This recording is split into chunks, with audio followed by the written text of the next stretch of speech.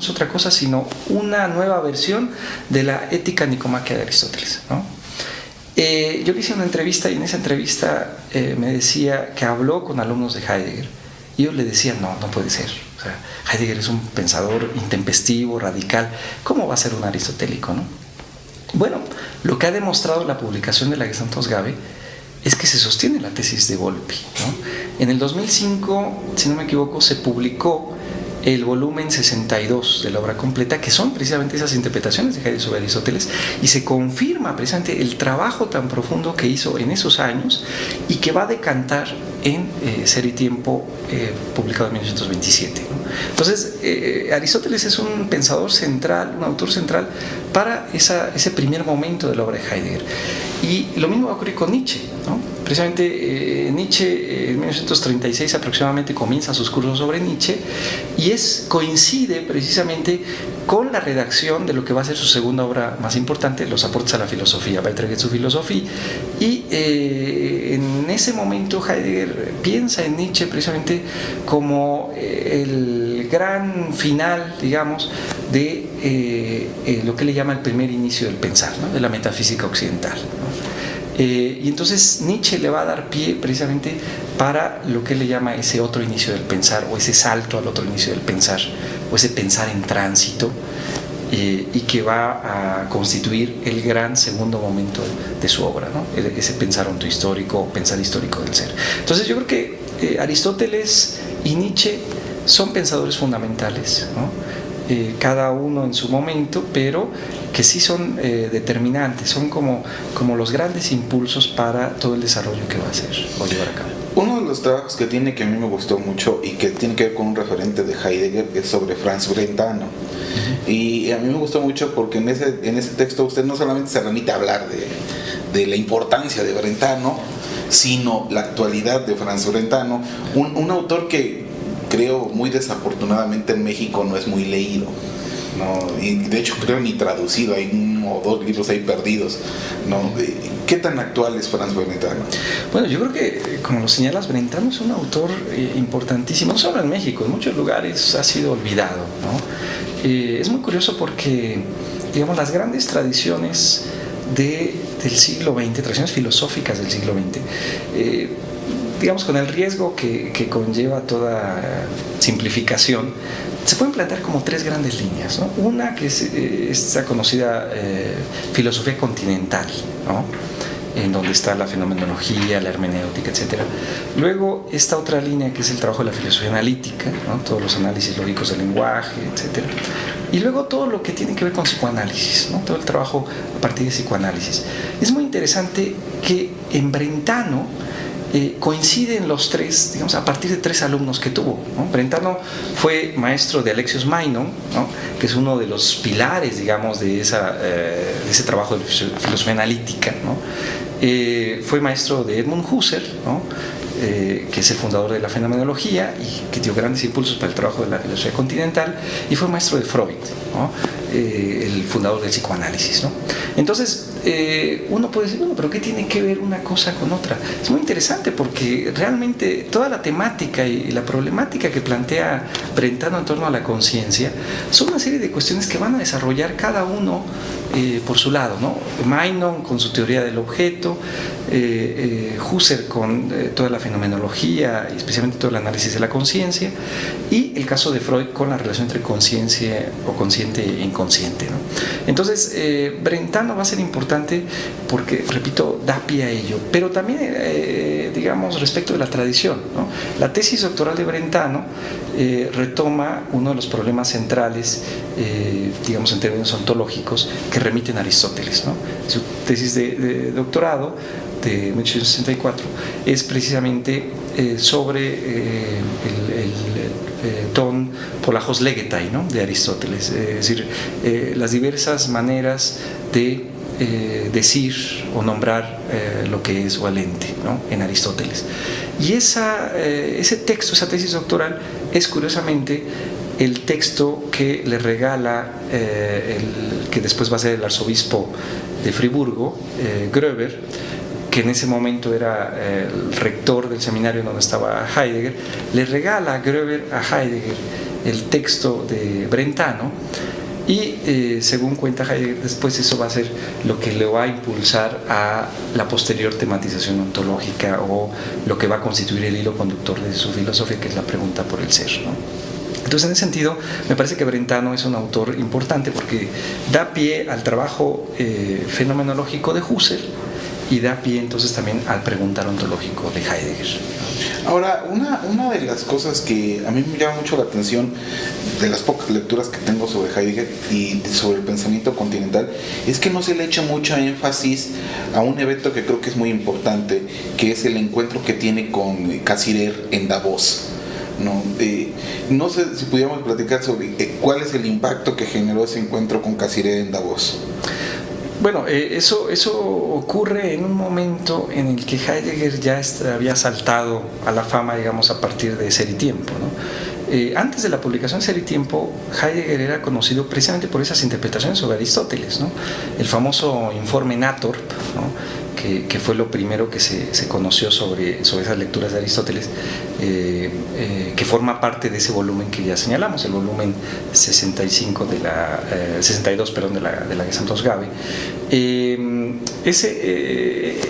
esas interpretaciones Heidegger era demasiado radical, vamos a pensarlo así, ¿no? Es decir, y se contraponía a una serie de interpretaciones, digamos, ortodoxas en torno a Aristóteles, ¿no? Concretamente, su enemigo en la interpretación era Werner Jäger, el gran aristotélico en Berlín, ¿no?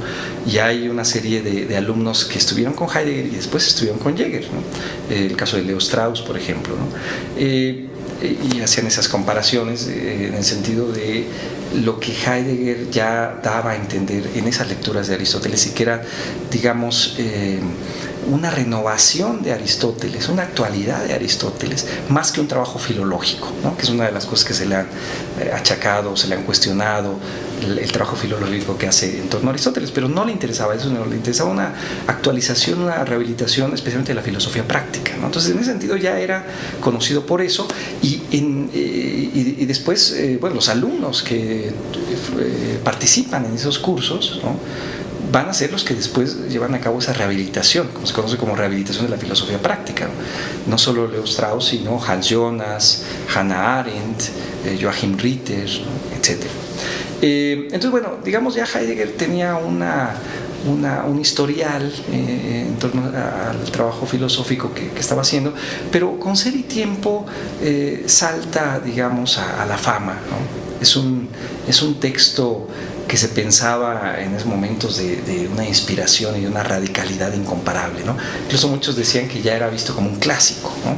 Todavía vivía, daba clases, pero ya era pensado como un clásico comparado con los grandes clásicos de la tradición filosófica. Y claro, quienes están en en el ámbito filosófico en ese momento con cierta repercusión, pues es lo que se conoce como la escuela neokantiana, ¿no? La filosofía neokantiana, que tenía dos grandes tradiciones: la filosofía neokantiana cultivada en Marburgo y la filosofía neokantiana cultivada en Baden, especialmente en Heidelberg y en Friburgo.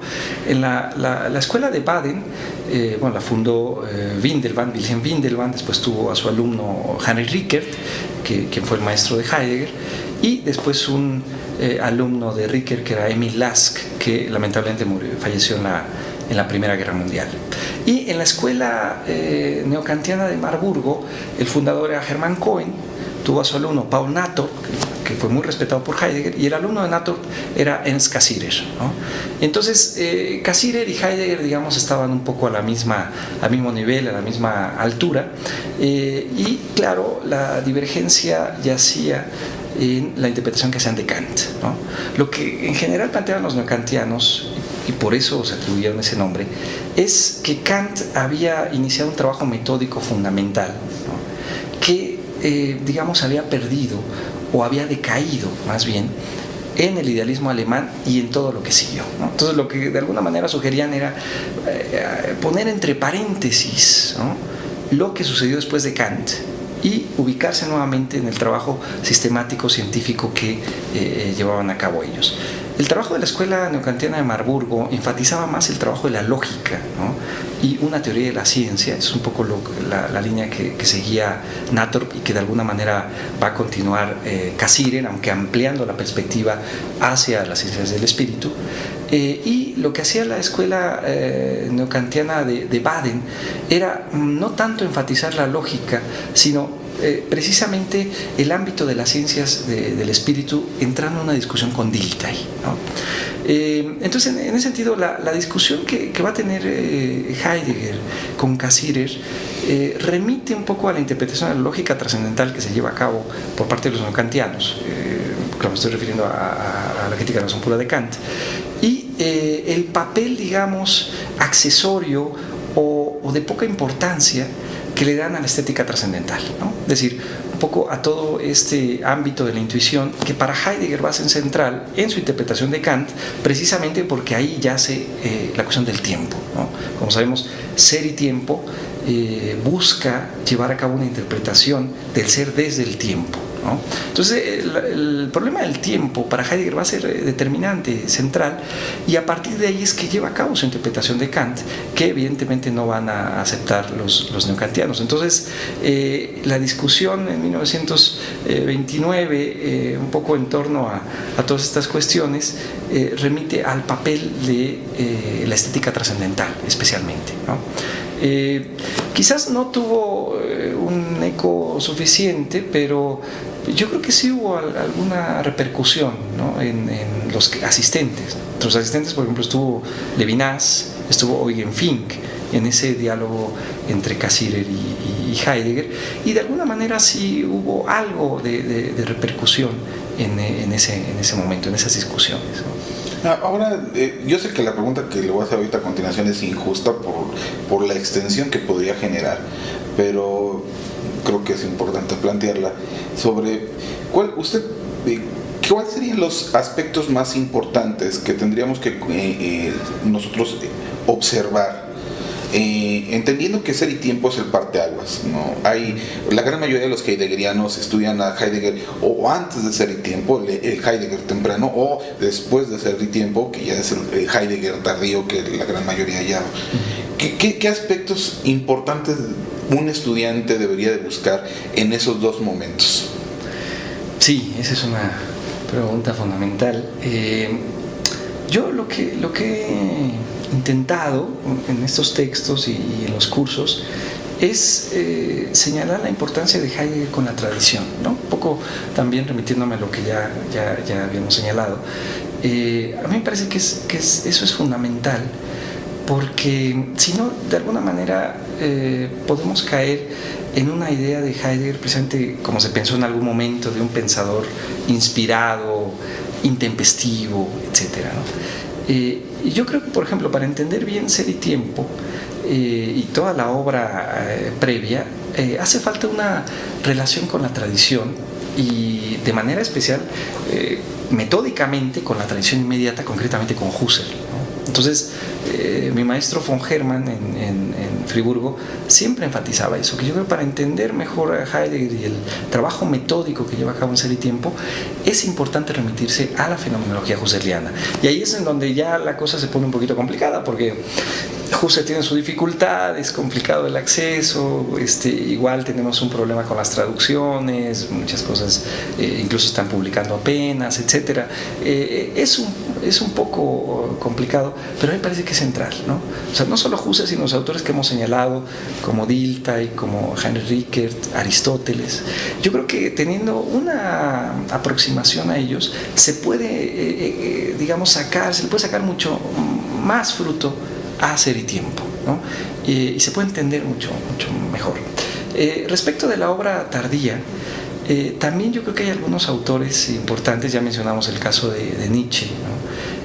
Que va a ser, digamos, como el impulso para ese pensamiento histórico, pero me parece que lo más importante en la obra tardía es tener acceso a la obra temprana, es decir, la ontología fundamental, porque uno de los problemas que a veces encontramos es que se van directamente a esa obra tardía, ¿no?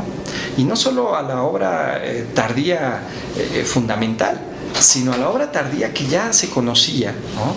digamos, una serie de conferencias, de tratados, a los cuales tenemos acceso desde hace tiempo, pero que forman parte o que remiten a obras nucleares, ¿no? Como ya señalamos, la obra nuclear en ese segundo momento son los aportes a la filosofía. Weitergeht zur Philosophie, que se redactaban en 1936 al 38 aproximadamente, se publicaban en alemán en 1989 y en el 2003 en la traducción que hizo la señora Picotti en la editorial Biblos. Ese es el núcleo, digamos, de esa obra tardía. De ahí van a derivar muchas conferencias, muchos textos breves, etcétera, ¿no? Pero para entender eso yo creo que es necesario entender Ser y Tiempo, ¿no? Entonces yo diría, para entender Ser y Tiempo, entender un poco lo inmediato, ¿no? El parte de ese camino hacia Ser y Tiempo aclara muchas cosas, porque algunas cosas que están en Ser y Tiempo están mucho más aclaradas, mucho más desarrolladas en la obra temprana, ¿no? Por poner un caso nada más, el parágrafo 2 de Ser y Tiempo, donde tematiza la cuestión de la pregunta, ahí al hablar del preguntar o de la pregunta pone 3 momentos estructurales, ¿no? En la primera lección que da en Marburgo, que es el volumen 17 de la obra completa, plantea aproximadamente 12 momentos estructurales de la pregunta, ¿no? Otro caso, en Ser y Tiempo habla de mundo de manera central como mundo circundante, Umwelt. En la obra previa, ¿no?, habla no solo de mundo circundante, sino de mundo propio y de mundo con otro, del Mitwelt, del mundo o de comundo, ¿no? Cosa que no está enfatizada ya en Ser y Tiempo. Hay una serie de cuestiones entonces que están más desarrolladas en la obra temprana, resumidas en Ser y Tiempo, quizás en parte por las condiciones en las que se publicó Ser y Tiempo, que sabemos nunca fue pensado como un libro, ¿no?, sino que fue más bien por presión de la universidad y por presión del ministerio de que debía publicar algo para que le otorgaran la cátedra. Y entonces Heidegger, de todos esos apuntes y todos esos escritos que tenía desde 1919, extrae elementos y los resume y los publica en Ser y Tiempo. Entonces hay que tener en cuenta eso para no apoyarse nada más en Ser y Tiempo. Es decir, si uno todavía aparecen críticas, decir, bueno, es que Heidegger se contradice aquí dice una cosa, dice otra, etcétera. Yo creo que ahora no basta con Ser y Tiempo, sino que hay que remitirse a la obra temprana. Pero Ser y Tiempo sigue siendo la gran obra de Heidegger, ¿no? Es el núcleo a partir del cual podemos remitirnos a lo otro y entender mejor la ontología fundamental. Y en la obra tardía, me parece que entonces el núcleo son esos aportes a la filosofía que pueden alumbrar esas conferencias, esos escritos aislados de los cuales ya tenemos conocimiento, pero que para entender esa obra hay que entender entonces la ontología fundamental. Si no, queda entonces todo vago en algunas ocasiones, o uno tiene la idea de este pensar místico o simplemente poético de la obra tardía y se pierde, digamos, el carácter filosófico estricto que también ahí está en juego. Ahora, como comentábamos al inicio, tradujo los seminarios de Solikon, que es un trabajo muy importante, es un trabajo... trae el nexo junto con el psicoanálisis o el acercamiento del psicoanálisis a los psicólogos, y es un texto que publicó Editorial Herder recientemente. ¿Por qué sería importante leer los seminarios de Solikon? Sí, y yo en la nota del traductor lo que indico es que me parece que este texto es la mejor introducción a Heidegger desde Heidegger mismo, ¿no? Es decir, él nunca escribió una introducción a su pensar. Como decíamos, ni siquiera hay lecciones sobre sí mismo. No hay ni en toda la lista de la Gesamtausgabe no hay un solo curso o un solo seminario sobre Ser y Tiempo, por ejemplo, ¿no? Entonces pocas veces habló de su propuesta haciendo referencias a sí mismo, y mucho menos una introducción, ¿no? Cuando lo contacta este psiquiatra suizo, Medard Voss, en la Segunda Guerra Mundial, Medard Voss era un médico, psiquiatra, no tenía trabajo como médico en la Segunda Guerra Mundial, y entonces leyó Ser y Tiempo, quedó impactado por la obra, contactó a Heidegger y comenzó una amistad que va a durar casi hasta el final de la vida de Heidegger. Y entonces en algún momento Medard Voss invita a Heidegger a Suiza, a Solikon, que es un suburbio de Zúrich, a tener encuentros con los alumnos de Medard Voss, alumnos y amigos, ¿no? Entonces eran médicos, psiquiatras, psicoanalistas, científicos, que no tenían una formación filosófica. Entonces, claro, lo que hace Heidegger ahí es bajar el balón. Así es, ¿no? Hacerlo muy accesible, ¿no? Entonces, si va a hablar de espacio, de tiempo, etcétera, a partir de la ejemplificación de la mesa que tienen ahí, ¿no? Entonces, es una manera didáctica de acercarse a la filosofía, a cuestiones fundamentales. No se pierde el rigor, pero sí se hace accesible, ¿no? Entonces, en ese sentido me pareció una obra importante y yo la recomiendo como, pues digamos, la mejor introducción a Heidegger, ¿no? Ahora, a título personal, como lo había comentado al inicio, considero que usted es uno de los principales referentes hoy por hoy en la filosofía contemporánea y en el pensamiento heideggeriano. Y usted tiene un trabajo particularmente que me gustaría conversar sobre una evocación a Franco Volpi, que tal vez sea el otro gran heideggeriano, que desafortunadamente murió en un accidente de bicicleta, ¿no? Que lo atropellaron muy lamentablemente. ¿Qué tan importante es la obra de Franco Volpi? Sí, Volpi yo creo que era uno de los grandes pensadores, porque era un gran conocedor de Heidegger, era un gran conocedor de Aristóteles, pero también era muy inquieto, ¿no? Entonces, por ejemplo, de las cosas pues extrañas que hizo, si podemos llamarlo así, es entrar a bibliotecas, archivos y encontrar, por ejemplo, textos de Schopenhauer, ¿no? Entonces encontró una serie de textos de Schopenhauer que no se habían publicado. Él llevó a cabo la edición en alemán y después ya se hicieron las traducciones en español. En Alianza hay una serie de textos breves de Schopenhauer traducidos al alemán y que son editados por Franco Volpi. Por ejemplo, cosas de ese tipo, o el caso de Nicolás Gómez Dávila, ¿no? el colombiano, que prácticamente fue conocido en Europa y en muchos lugares a través de Franco Volpi. Él fue quien lo llevó a Europa, lo dio a conocer a gran parte del mundo, ¿no? Y eso era una característica muy especial de Franco, ¿no? Que era muy inquieto, le interesaba cualquier cosa que uno decía, ¿no? Y eso lo transmitía, establecía contactos, ¿no? Motivaba, era un gran impulsor del trabajo filosófico.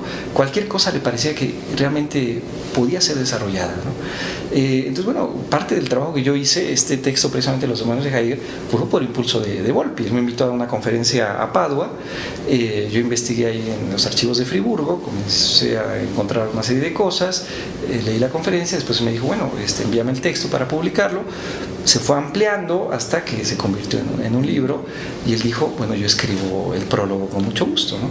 Entonces, Volpi tenía esa digamos, chispa, ¿no? de ser un gran conocedor, muy riguroso. El trabajo impresionante que hizo de la enciclopedia de ciencias filosóficas, por ejemplo, de obras filosóficas, perdón, obras de la filosofía, es una obra maratónica. Coordinar ese trabajo que está publicado, bueno, traducido en Herder, en 3 volúmenes, si no me equivoco, es una obra de coordinación impresionante, ¿no? Entonces, eso es una de las características de Franco. No solo el trabajo filosófico riguroso, ¿no? Sino también el dar difusión e impulso a la filosofía, ¿no? Darle su lugar, digamos, y ver realmente la importancia que tiene la filosofía en muchísimos ámbitos. Ahora, tengo que aprovechar la pregunta. Siendo, para mí, repito, un referente importante en la filosofía, hoy, ¿cómo ve la filosofía en México? ¿Sabe hasta dónde estamos en relación con una actualidad occidental europea, ¿no? ¿En dónde nos encontramos hoy? En el contexto de que muchos de los grandes filósofos se han ido muriendo, han ido desapareciendo, y hay una generación, ahorita parece que inclusive estamos concentrados en un pensamiento analítico, ya no hay tanto una tradición continental, como que la olvidamos, es muy complicada, ¿no? Entonces, ¿dónde nos encontramos hoy en México? Sí, esa es una cuestión también complicada, ¿no? Yo creo que lo que le ha ocurrido a la filosofía, vamos a decir así, a nivel mundial, es que no ha tenido un lugar preponderante, ¿no? No ha repercutido, ¿no? Un poco para tomar el ejemplo de Volpi, ¿no? Regresar a Volpi, él trataba de que la filosofía fuera un referente a nivel social y que impulsara en otros ámbitos, que es un poco también lo que Heidegger quiso hacer, o sea, con estos trabajos con los científicos, con los poetas, con los artistas, etcétera, ¿no? O sea, no era nada más el trabajo de las aulas, ¿no? Sino era dar impulsos más allá de las aulas y más allá de la facultad de filosofía, ¿no? Por ejemplo, el caso de Volpi, bueno, él escribía, por ejemplo, en el periódico, ¿no? Constantemente escribía en periódicos. De estos impulsos que daba, había casos raros. Por ejemplo, uno de los alumnos de él trabajaba en los funerales, ¿no? Es decir, cuando la familia no quería tener un funeral religioso, ¿no? Entonces alumnos de Volpi, yo sé el caso de uno, ofreció sus servicios como filósofo para hacer reflexiones sobre la muerte en un funeral, ¿no? De eso vivía, ¿no? En parte. Es decir, hay una serie de cuestiones que se pudiesen impulsar. Lamentablemente a veces no se dan esos espacios, ¿no? En México yo en varias ocasiones lo he intentado, bueno, algunas cosas he escrito en periódicos, pero en otras ocasiones te cierran las puertas porque lo que se piensa como cultura, ¿no? Se piensa solamente a nivel de literatura, ¿no? O sea, reseñas de libros de filosofía, eso no, ¿no? O sea, solamente reseñas de novelas o de poesía, etcétera. A veces algunos periódicos se cierran solamente en ese sentido. Entonces es ciertamente complicado, pero lo que sí me parece importante en México es que se ha mantenido un espacio, se ha luchado por él, que es, por ejemplo, a nivel de bachillerato, ¿no? Que se mantenga la filosofía, ¿no? Que se mantenga las clases de filosofía. Yo en algún tiempo di clases en bachillerato y me parece que es un trabajo fundamental, importante, ¿no? Es decir, romper los esquemas, ¿no? La mente de los jóvenes, moverles el tapete, como se dice, ¿no? Me parece que es central, ¿no? Yo el logro que más tenía en esas ocasiones era cuando un alumno al final del curso me decía: tengo preguntas, ¿no? O sea, realmente las cosas no son como yo pensaba, como me habían dicho siempre. Bueno, yo creo que eso me parece que es importante, que haya una formación crítica y que todavía haya esa incidencia por parte del trabajo filosófico por lo menos en el nivel medio superior, ¿no? Me parece que eso es importante y bueno, sabemos, se intentó quitar hace algunos años esas materias, hubo toda una lucha, etcétera, muchos participamos en eso para que se mantuvieran. Entonces, por ese lado, me parece que ahí hay un papel todavía que se mantiene en la filosofía. Ahora, efectivamente, hay una fuerte tradición filosófica en México. También están estos vaivenes, estos cambios, estas influencias, en parte esta cercanía con Estados Unidos, que a veces pues puede sonar un poco arbitraria, digamos, las decisiones, ¿no? Cuando se enfatizó el trabajo de la filosofía analítica en México, uno de los argumentos que daba Alejandro Rossi, por ejemplo, bueno, era precisamente esa cercanía con Estados Unidos y la facilidad del idioma, ¿no? O sea, comparándolo precisamente con el alemán, ¿no? Más complicado, entonces es más fácil aprender inglés y entonces es más fácil establecer vínculos y la lectura de textos en inglés. Repito, parece un poco arbitraria esa serie de decisiones. Yo respeto el trabajo que se hace en filosofía analítica, yo creo que hay una serie de trabajos serios, ¿no? Pero no es la única, digamos, manera de hacer filosofía. Yo creo que efectivamente este ámbito de la filosofía continental se sigue manteniendo pese a una serie de complicaciones. En la Facultad de Filosofía y Letras, hablando de la UNAM, se mantiene todavía una serie de trabajos y yo creo que últimamente ha habido un acercamiento, ¿no? Entre las dos, digamos, grandes líneas de trabajo, ¿no? La línea de trabajo de filosofía analítica o la filosofía continental, ¿no? Por ejemplo, por poner un caso, en la revista Dianoia, ¿no? Se publican textos de Heidegger. Me invita siempre a dictaminar textos que se publican ahí sobre Heidegger o sobre fenomenología. Entonces hay cierta apertura cuando hay un trabajo riguroso. Yo creo que se reconoce el trabajo riguroso de un lado y del otro, ¿no? Entonces, claro, quizás uno de los problemas fuertes que tenemos en la tradición, no solo en México, sino me parece que en español, es que no hay una tradición de lectura de unos a otros, ¿no? Yo creo que eso es como lo que hace que no haya tradición en ese sentido. No hay un diálogo. No hay un diálogo, ¿no? Como pudiese haber en otras tradiciones, pensando en esa tradición alemana, ¿no? Cuando uno se sorprende de que, bueno, ¿por qué hay tantos filósofos alemanes y hay tantas obras en alemán, etcétera? Bueno, porque precisamente hay una lectura de la tradición misma. Lo que hizo Heidegger con Nietzsche o con Husserl, etcétera, me parece que es central para que se constituya una tradición, ¿no? Entonces, a veces la actitud que tenemos en México es el de no leer al otro, ¿no? Es decir, no tiene nada que decirme el otro y por lo tanto no criticarlo. Y cuando hay críticas, se toman a nivel personal, sí. Una cuestión personal y no una cuestión, vamos a decir así, de la cosa misma, ¿no? Entonces yo creo que eso ha mermado las posibilidades y el desarrollo de una tradición, como en ciertos momentos sí la hubo, digamos, un poco más fuerte, ¿no? Ahora Alberto Constante acaba de publicar un libro, ahorita está en formato electrónico, pero después va a salir en papel, que se llama, no recuerdo bien el título, pero es Heidegger en México, la recepción de Heidegger en México, ¿no? Y es muy interesante porque hace toda una revisión del grupo Hiperión, principalmente de Gauss, y después de los alumnos de Gauss, que algunos de ellos conformaron el grupo Hiperión, y otra serie de tradiciones que se hicieron en ese momento con todos los problemas que había, ¿no? Por ejemplo, el acceso a los textos, ¿no? Pero bueno, esas diferencias nos agarraban duro. Claro, sí. Y un poco esta cuestión de los egos, ¿no? Sí. También, esta cuestión de los egos, ahí empezó o se notó este asunto de, ¿no? ¿Qué me puedes decir o qué me tienes que decir? Eso afectó en cierta medida. Pero bueno, ahí Alberto Constante trabaja con cierto detalle en ese libro toda esta recepción que hubo, ¿no? Y para terminar esta entrevista, que para mí ha sido muy interesante y muy retroalimentadora, dos preguntas. Una, un estudiante que quisiera leerlo, ¿no? Que yo seguro estoy que muchas personas van a querer leer el trabajo que has hecho, ¿por dónde debe de empezar a leerte? Y segunda cuestión que creo que es importante es ¿qué viene en tus obras? ¿Qué es lo que se va a hacer, lo que va a aparecer? Sí.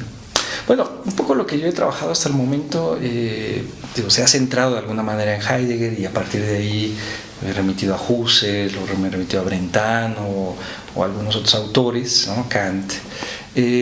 Pero, digamos, parte de lo que trabajé fue, o que me sorprendió inicialmente, fue cómo se constituye, cómo se llega a una radicalidad como la de Heidegger, ¿no? O sea, ¿de dónde surge? Un poco por estos prejuicios que había de que Ser y Tiempo fue una obra de inspiración, etcétera. Por eso me interesó mucho la obra temprana de Heidegger. Entonces, gran parte de mi trabajo se ha centrado en eso, ese camino hacia Ser y Tiempo. Por un lado, en cuestiones, vamos a decir, más filosóficas, y otras en cuestiones más biográficas, ¿no? O de la relación vida-obra. Entonces, algunas obras, o a quien le interese, digamos, el camino hacia Ser y Tiempo, bueno, estaría el texto Fenomenología de la Vida Fáctica, ¿no? Que es precisamente un recorrido y una discusión con Husserl. Ahí viene algo, precisamente la discusión con Aristóteles, ¿no? Pero digamos, es una interpretación filosófica de ese camino, de esa conformación de Ser y Tiempo en términos filosóficos.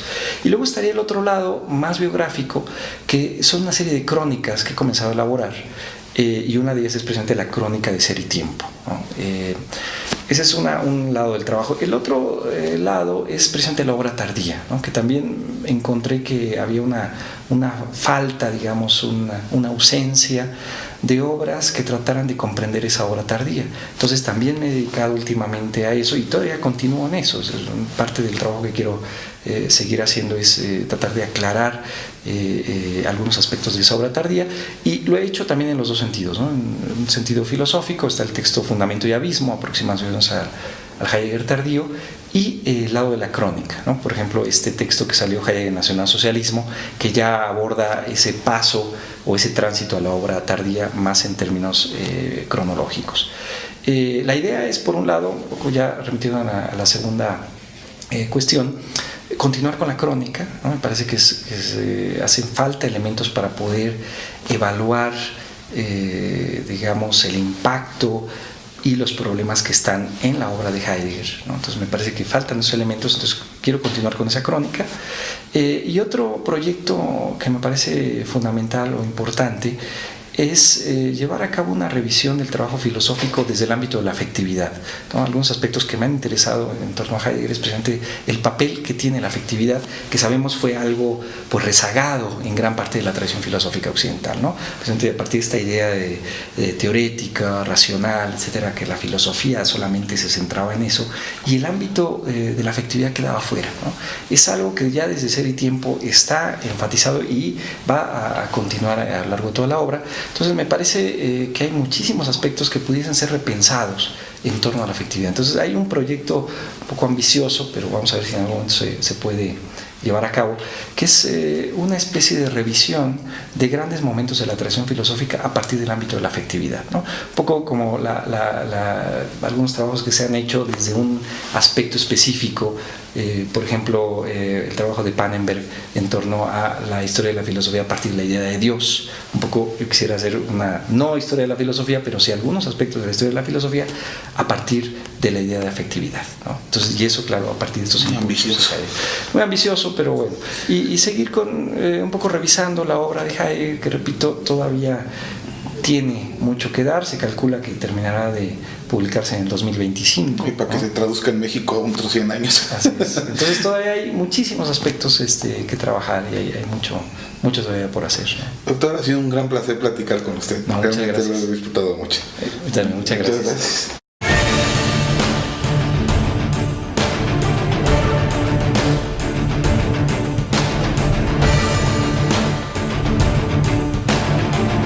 ¿Qué tan actual es Franz Brentano? Bueno, yo creo que, como lo señalas, Brentano es un autor importantísimo, no solo en México, en muchos lugares ha sido olvidado, ¿no? Es muy curioso porque, digamos, las grandes tradiciones del siglo XX, tradiciones filosóficas del siglo XX, digamos, con el riesgo que conlleva toda simplificación, se pueden plantear como tres grandes líneas, ¿no? Una que es esta conocida filosofía continental, ¿no? En donde está la fenomenología, la hermenéutica, etc. Luego, esta otra línea que es el trabajo de la filosofía analítica, ¿no? Todos los análisis lógicos del lenguaje, etc. Y luego todo lo que tiene que ver con psicoanálisis, ¿no? Todo el trabajo a partir de psicoanálisis. Es muy interesante que en Brentano coinciden los tres, digamos, a partir de tres alumnos que tuvo, ¿no? Brentano fue maestro de Alexios Meinong, ¿no?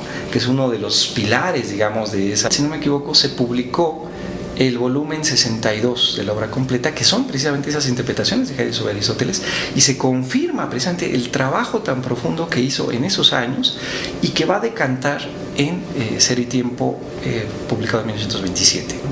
Entonces, Aristóteles es un pensador central, un autor central para ese primer momento de la obra de Heidegger. Y lo mismo va a ocurrir con Nietzsche, ¿no? Precisamente Nietzsche en 1936 aproximadamente comienza sus cursos sobre Nietzsche y coincide precisamente con la redacción de lo que va a ser su segunda obra más importante, Los aportes a la filosofía, Beiträge zur Philosophie. Y en ese momento Heidegger piensa en Nietzsche precisamente como el gran final, digamos, de lo que le llama el primer inicio del pensar, ¿no? De la metafísica occidental, ¿no? Y entonces Nietzsche le va a dar pie a ese trabajo de filosofía analítica, ¿no? Fue maestro de Edmund Husserl, ¿no? Que es el fundador de la fenomenología y que dio grandes impulsos para el trabajo de la filosofía continental, y fue maestro de Freud, ¿no? El fundador del psicoanálisis, ¿no? Entonces uno puede decir, bueno, pero ¿qué tiene que ver una cosa con otra? Es muy interesante porque realmente toda la temática y la problemática que plantea Brentano en torno a la conciencia son una serie de cuestiones que van a desarrollar cada uno por su lado, ¿no? Meinong con su teoría del objeto, Husserl con toda la fenomenología y especialmente todo el análisis de la conciencia, y el caso de Freud con la relación entre conciencia o consciente e inconsciente, ¿no? Entonces Brentano va a ser importante porque, repito, da pie a ello, pero también digamos respecto de la tradición, ¿no? La tesis doctoral de Brentano retoma uno de los problemas centrales